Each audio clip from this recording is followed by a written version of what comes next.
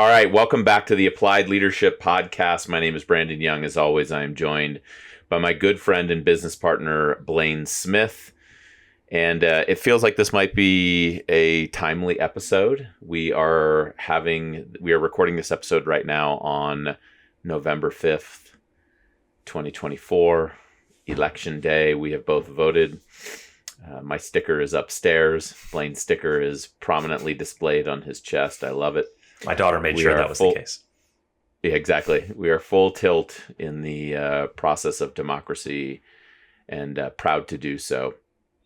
And we have gotten some really good feedback from our audience. Thank you so much for participating in the poll that we have dropped online, asking about some of the topics that you'd like us to talk about next in our podcast. And so this topic that we got is, how can we best manage the stress and worries regarding the unknowns in our lives and in the world around us, which is very timely on an election day like this, an important election. And by the way, they're all important. And so let's really dive into this one right here. How can we best manage the stress and worries regarding the unknown in our lives and in the world around us? Blaine, what do you think? That's a really good question. I think about it almost every single day. I talk to my kids about it and my family about it. And you and I talk about it all the time with regard to our business and our lives. And it's totally fair. I think it's fair for the time we're living in right now. I think it's sort of funny that we're recording this on election day and we don't know what the results will be, but when this comes out, we probably hopefully will. And we talk to audiences about this a lot in their businesses too, because the fact of the matter is, though it seems like we're living in a particularly uncertain or dynamic time right now with our current political climate and AI and all of these things that seem to be accelerating the rate of change. And while maybe some of that is very true, what we also know is completely true is that things are never certain.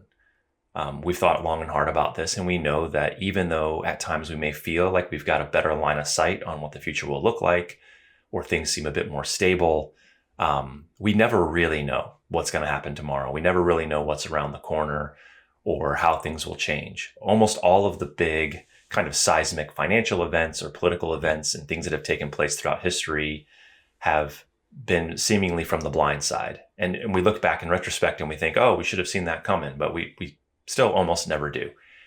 And so I think for me, it's really important just to step back and reframe some of this conversation and remember that even if I feel particularly tense or worried or like things are especially uncertain right now, that's actually always the case.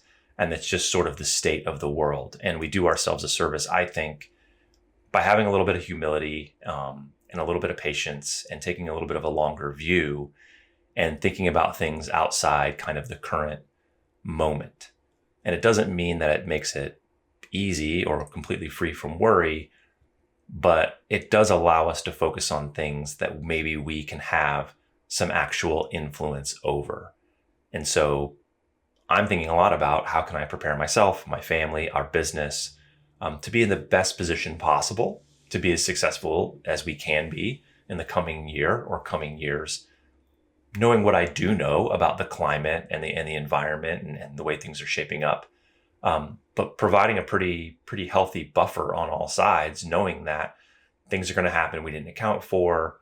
Things may go better or worse than we thought in certain areas. And so, to the extent I can, and I know I'm in somewhat of a privileged position to do this in certain ways, just trying to, keep things on as even a keel as I can on the home front, make sure that there's food in the fridge and the kids are getting a lot of attention paid to them, and I'm staying fit, and we've got 6 months of reserve capital in the bank for our business. And, I think that lets a little bit of the worry go away, just knowing that, things could change considerably in different directions and we're still probably going to be okay. That's just how I think about things generally. Yeah, one of the most common things that we tend to do with our partners is normalize these kind of challenges that we're all experiencing. Most of the people that we work with are going through some brand of growth, change, or adversity, or rather some blend of those three. And I think it's worth sharing that one of the first things that we commonly do is normalize the fact that they are going through these things. And in fact, I think that could be the first step here, is just to normalize that if you're feeling stressed out, if you're feeling some degree of worry because of the uncertainty of our state of the world, well, goodness gracious, that's normal. So, that congratulations, there's a word for you, and it's normal. Because, uncertainty is just normal. And as it turns out, we don't have, life is not like the movies, because we don't have a script that we're all reading lines off of. Life is life, and we don't really know what's going to happen next. We can't call a cut and retake something that we didn't like going down, but we can go back and say, hey, I'm really sorry for the way that I did that, and will you please forgive me, and let's try again. You can do retakes, but you can't but you can't wipe the film sometimes, right? Yeah, sometimes. You can try for it, you can ask for it. And so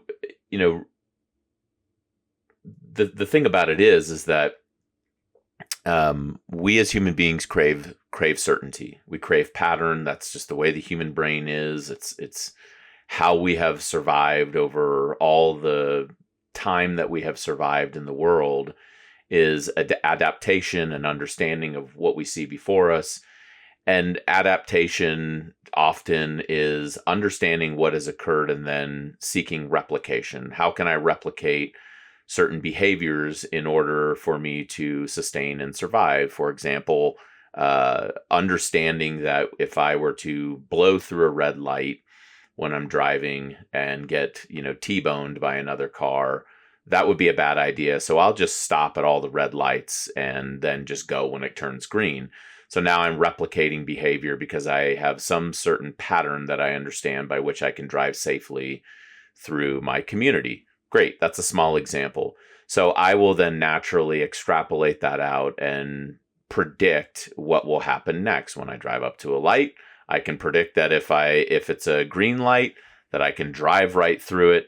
And I can predict that the red lights on my flanks will keep anybody from driving through and T-boning me. So we do that naturally with so many things in life. And then when something comes up that doesn't meet the prediction pattern that we are operating under, it tends to make us kind of step back a little bit. And in some senses, when it hits us in a way that is, radical, that's the proverbial T-bone. That's getting rocked by, something coming from our flank, i.e., we get blindsided. And so we get blindsided a lot in life when we are trying to extrapolate predictions onto things that maybe we can't really predict. Like, you can't really predict what's going to happen in the Middle East. You can't actually predict what's going to happen at the end of this voting cycle. Hopefully next week we can all look at each other and say, we know who our next president's going to be. Let's be cool about it, and, not fight with each other, and try to pretend as if our electoral system is just or election system is just completely broken and untrustworthy. And for God's sakes, let's please not storm the Capitol again, ever. Hopefully all of that kind of stuff can move forward, but we don't know what's going to happen. And so let's just stop pretending like we have some kind of crystal ball that we can extrapolate what we think is going to happen onto what is about to happen. And thereby let's not take things that are simple, like driving down the road, and think that we can extrapolate prediction patterns onto something so complex as, let's say, the election. That's the first thing that I would say. Yeah, I think one of the things you said really struck me, and I think this is where I have a lot of empathy for people, is that there have been some things that have happened over the last, 10 years or so that have really shaken what people thought were the norms. I think that is true. There have been some things that have happened that have really opened people's eyes to the fact that, whoa, maybe that's not the way I thought it was, or maybe it's never been the way that I thought it was. And then it's natural, I think, for people then to question lots of other things. Right. Sure. And so if you have those big kind of T-bone shake-up moments, it's, I think, pretty normal to think, well, what else is different than the way I thought it was. And I think that's one of the real challenges we have right now, is that we've had a lot of loss of faith in large institutions because we've seen some cracks. We've seen some things that were flawed. And there are a lot of folks, I think, unfortunately, that just think like no one is to be trusted anymore. And that's a difficult world to live in. And I think that's the place where a lot of folks are, is they're not quite sure what to latch on to. They're not quite sure what kind of playbook to follow. They're not sure what's true anymore. And that feeling of being a bit adrift and not knowing where you can turn for the facts or for real quality guidance, that's a stressful place to be in. And, I could do my best to try to point people toward sources or frameworks or morals or values that might help them better navigate their life with a little bit of confidence. But I don't even know if that's my place. I think what I want to do now is just appreciate the fact that a lot about what a lot of people have believed in for a long time has been shaken in real ways. And we're not quite sure what we should lean on and what we should believe right now. And, one of the things that I'm doing, and I would recommend anyone do, is just to be very careful about letting anyone tell me how I should feel about things. And I think whether you're getting your information via social media or podcasts or traditional media or whatever, there is no shortage of people that are trying to basically tell us what we should think right now or what we should be afraid of. And I just refuse to participate. And so, I don't. As it turns out, people don't like that. No. People don't like to be told what they should feel and what they should think and all of that stuff. Yeah. So I just refuse. And I'm on a fairly low information diet. I mean, I read The Economist and I listen most mornings to the Wall Street Journal podcast, which is like 10 minutes just to get up to speed on basic stuff so I can, behave responsibly as an adult. But otherwise, I don't participate because here's the thing. And here's why I do that. I have fairly high confidence in my own ability to perceive what's going on around me. And I think this is where a lot of the dissonance and a lot of the anxiety resides right now, is that people are seeing things and experiencing things and feeling things through their own lens in their own real life. And it seems to not really align with the stories they're being told. And that can be disconcerting. And the position I've decided to take up is, I'm going to lean on my own ability to know the people that live in my town, to understand what's going on within my family, to pay close attention to things that are going on in the financial markets. And if things don't make sense to me through my experience and my understanding of things, then I'm just not going to let someone convince me otherwise. And you can say that's stubborn or arrogant or whatever, but I think most people would do well to do more of that, to just sort of say like, hey, instead of letting everyone else get me all riled up about everything, I'm just going to live my life every day and pay really close attention to what I can see with my own two eyes and feel with my own two hands and my own heart. And I'm going to make assessments of the people around me and the state of the world and how things are going based on that.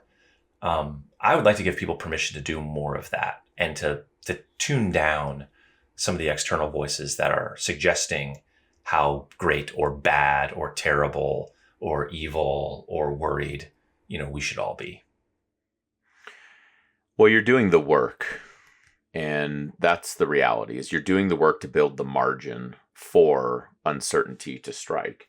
And I think that's an important aspect of this that we can share with others, because I know how much work that you do. You know how much work that I do. This is a common part of our practice, which is to actually build margin for the uncertainty of life. And that consists of every aspect of wellness. It consists of physical health. We're getting our reps in, right? Or as our friend Matt likes to say, we're paying the man.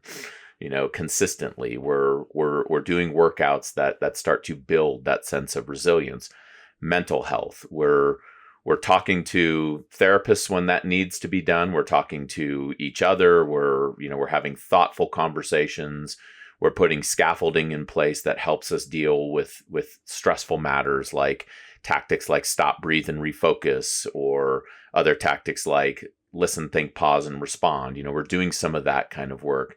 It comes down to the spiritual health. We are actively engaged in spiritual matters and understanding what is it that I perceive about reality and my place in reality. We talk about genuine relationships, building that elasticity, that resilience within our frame by building up some margin to have relationships where we can stop and say, whether it's at the kitchen table with Jenny or whether it's me out running the trail with Kelly and Jaden and talking about the things that are really vexing us. It's actually engaging in the citizenship process by going down to the local market and actually talking to the two folks who are on the ballot, who are there to talk to you in your community. It's all of these different things. And we have to actually do the work to build the margin, because if we have no margin, if we're not doing all those things, if we're obsessively intaking information, if we're constantly on our phones, if we are distracted, if we are not taking care of our body, if we're not eating well, if we're not getting rest, if all of those things are happening and we're not leaning on others, then when these things in life hit, when the inevitable uncertainties, the T-bones in life come and hit us, it rocks us to our core because we're already operating at a red line and we have no margin to absorb any of that difficulty. And we've all seen it. I mean, it happens all the time, right? My son and I were just working on zeroing two rifles over the weekend, and it's, frankly, I haven't really done a whole lot with firearms since I left the military, which, was 16 years ago, almost 15 years ago. I just haven't done a whole lot with it. And even when I was in the military, I didn't work with bolt action rifles and high powered scopes and things like that. And I got to be honest with you, I was kind of getting to a point where I was out of margin because I was getting frustrated and stressed out, and I had to keep going back and relearning things. And I kind of had that, doom loop going on in the back of my mind saying, well, I should know this better. Gosh darn it, I'm a ranger. I should be able to understand this quickly and sight this thing in and blah, blah, blah, blah, blah. I had no margin, and I was getting super frustrated, and I got super short with my son, and I had to come back and apologize because I was already redlining and in a field that I thought I should have done better at. It's the should haves, I think, that I'm also calling attention to. We have a lot of should haves or shoulds. And at any rate, if you have no margin, then, when the things that are unexpected hit, like I did not expect the fact that I ordered the wrong rifle scope rings for my son's rifle, then naturally you get frustrated and you're not thinking very clearly, and it could lead to bad outcomes. I love this conversation about margin. You know how deeply I believe in this. I think that's such a good point. And again, I know it's easy to say and hard to do, but I think most of us would do well to try to do less. Because when we're operating right at the edge of our capacity all the time, we've all experienced this, a small frustration becomes a big frustration. And the crazy thing that we talk to our partners a lot about is that when we're operating at the red line over a long period of time, we have that chronic level of stress, even an opportunity can start to look like a problem. Because just one more thing that you don't have time for, and that's an indicator that we're all kind of running too hot. And so to the extent that we can slow down a little and perhaps try to do a little less, I think we can reduce our stress about the uncertainty because we've built in some play in the system. We've built in some margin to adjust, adapt, dial it up if we need to a little bit if things get really hard, because we know we've got a little bit more in the tank. I have two teenage sons that are, becoming men in the world. And I talk to them a lot about, what they have going on in their lives. And I try not to offer too much advice because I don't think they'll listen anyway. But the three things I tell them all the time are stay healthy, make friends, stay out of debt. And all of those things are essentially just different ways of saying, build some real healthy margin into your life. And I explain it to them and I'm like, look, if you are in great physical shape and you're healthy, then the number of jobs, the number of experiences you can have, the number of things you can do goes up exponentially. And the number of worries and expenses and time off of work you have to worry about because you're hurt or sick or out of shape goes way down. So the first thing is just stay really healthy. Give yourself every opportunity that's available to you. Make friends. Have people around you, because if things go totally sideways in your life for whatever reason, whether it's because your own doing or unforeseen circumstances, if you have people in your life that really love you and you can count on, you can always have a couch to crash on. You can always have a spare bedroom to rent. You can always have someone who can probably get you hired at their job or make a recommendation for you. Your chances, the surface area of your luck goes up dramatically when you have friends. So be a good person, be kind to people, make friends.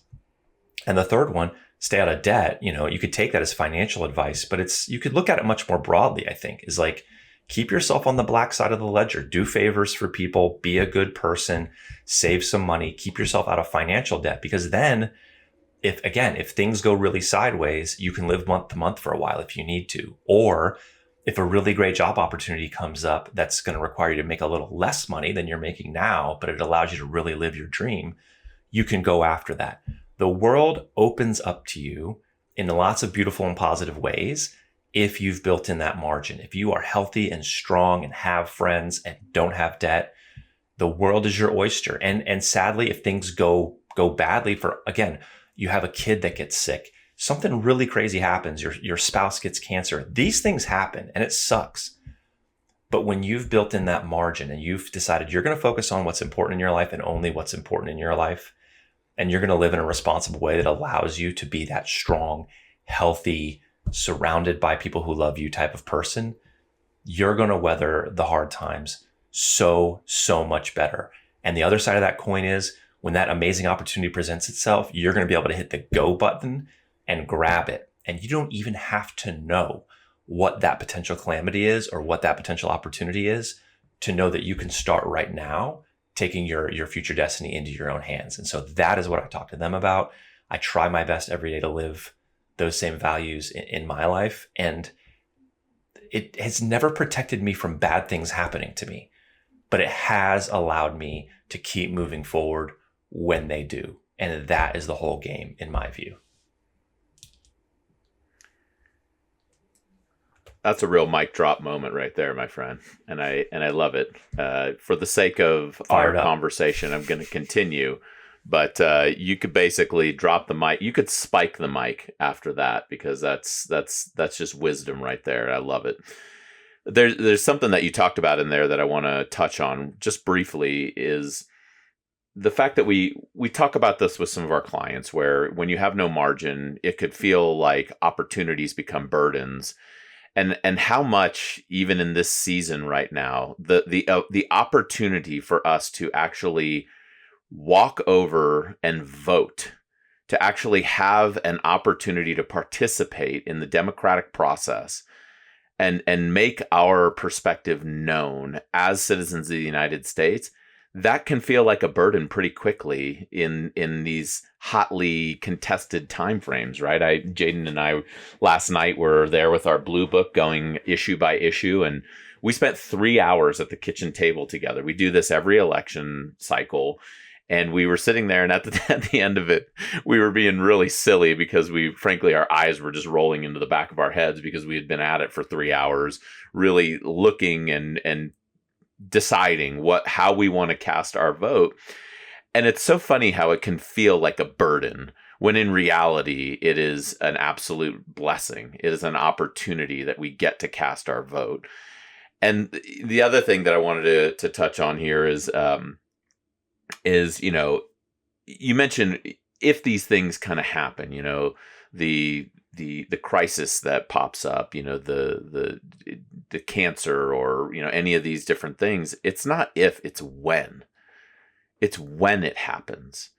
And that's part of, I think, what we can do to get us to a place that makes us more successful when we do navigate those pitfalls in life, or when we come up against those rock slides in life and it feels like the ground just came out from under us, is that we have to have some degree of expectation that is going to happen. And when we don't have any expectation, or when we start to establish these false finish lines that sound like, oh, well, when I get the degree, then I will be able to do this. Or if I have that job, then I'll be happy. Or if I could just find that person that makes me feel fulfilled, just like the film Jerry Maguire, then I'll be able, to be happy. Like, those are all false finish lines in life, and they're generally unhelpful, because you cannot start to live your life in a way that you expect that everything is going to change magically and be better when you get to some pre-described destination or some false destination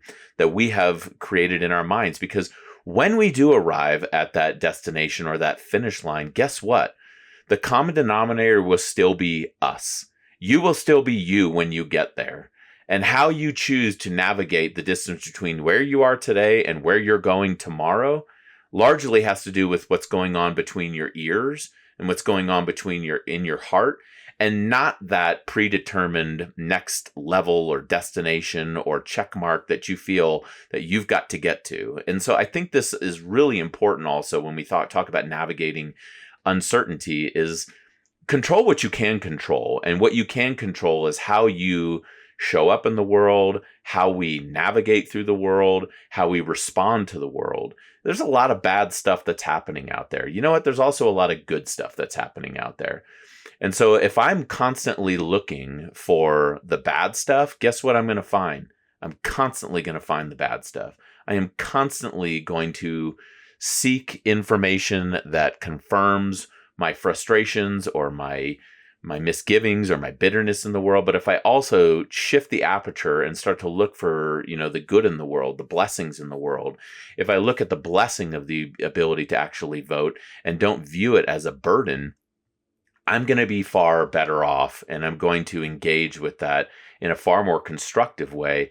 And frankly, I'm not going to be so frustrated or disappointed all the time, because I'm not going to be looking for things that confirm what frustrates or disappoints me in the world. Yeah, and the algorithm will help you with that. So you got to be pretty careful. I mean, the last thing I want to say is really just to double tap this idea of burdens and blessings. I've been thinking about it a lot as you've been talking, and how that relates to my own life. And that's actually one of my biggest indicators that I need to take a breath and do a reframe, is that when I start viewing my blessings as burdens, I know I've got to check myself, and I'm getting spun up and anxious about things that are outside my control. It is an absolute gift for me to be able to take my daughter to piano practice at 5:00 on a Friday. Are there other things I could be doing? Sure. But what's better than those 15 minutes in the car with her and the time reading a book in the waiting room? That is an absolute blessing. My ability to vote, my ability to go outside and work on the 3 acres little patch of land we have here in Maine. It feels like a burden some days, but it is a blessing. And I don't want to be kind of, blind to how hard things are for people out there. I know that it is, and it can be. And I'm not trying to look the other way on this or say that this is easy. It is not easy. But I also know that if we can, look at some of our burdens sometimes as blessings too, just that reframe will help us take the next step forward. And I think be a lot more positive about whatever is to come. And so that's what I'm choosing to do. You can do it if you want, but that's what I'm doing my best to do, failing at times, but managing at others. And I think that's probably the single best piece of advice I can offer on that topic. Yeah. And I probably would just end it by saying, be cool.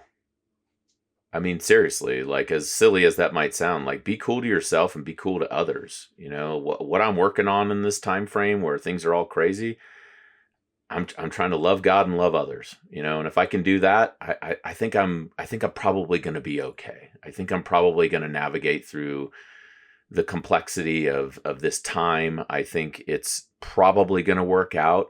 I suspect that in a week from today, when I know who the next president is, it's not going to radically change what happens within the walls of my home. It's probably not going to radically change what happens within my community. It's not like it's not going to make a difference and be meaningful. But you know what? I'm just going to focus on loving God, loving others, and just being as cool as I possibly can to myself and to others. I mean, for goodness sakes, guys, like, if we could all just be cool, I think we could get a lot of distance out of this whole process here. So don't let the bastards get you down. Amen. Yeah, no doubt. Right? I mean, geez, that's right. Don't let the bastards get you down. So be cool, love others. And I think we'll make that a wrap here. So again, thanks for joining us on the Applied Leadership Podcast. We really enjoy the heck out of this, and we hope that you guys get a lot out of this. It's been a blessing, certainly not a burden, to spend any other 30 minutes that I can just chop it up with my good friend on topics that matter. If you have something that you'd like to hear us talk about, please send us an email to contact@appliedleadershippartners.com, and we will see you on the next go around. All right.